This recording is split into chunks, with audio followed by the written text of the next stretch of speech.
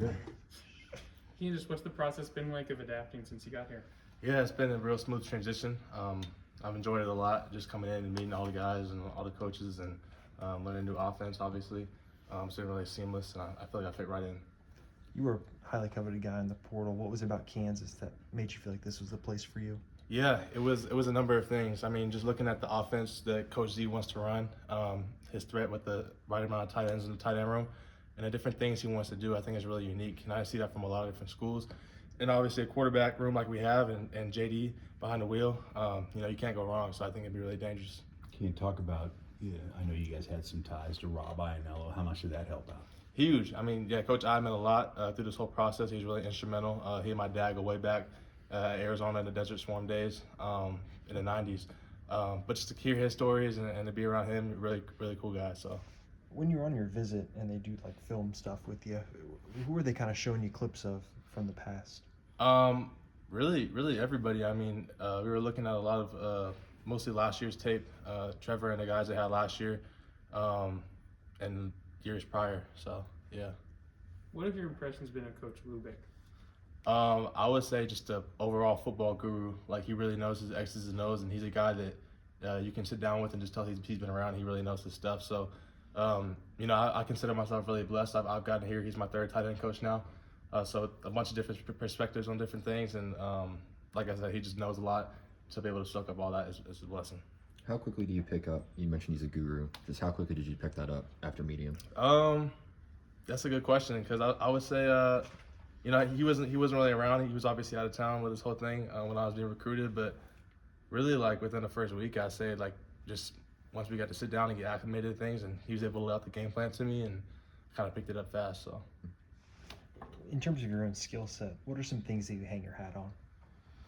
I would just say being a complete tight end. Obviously there's guys in the game now that are specialized in certain things, whether it be in line or being vertical threats. But I'm trying to just make my focus this year and moving forward in this whole process is being as complete every down tight end as I possibly can be. What do you see from the tight end group so far in spring football? Yeah, I mean, it's a very, very explosive tight end room. You have guys like Deshaun, obviously, who's a seasoned veteran, and then Leighton Cure coming up too.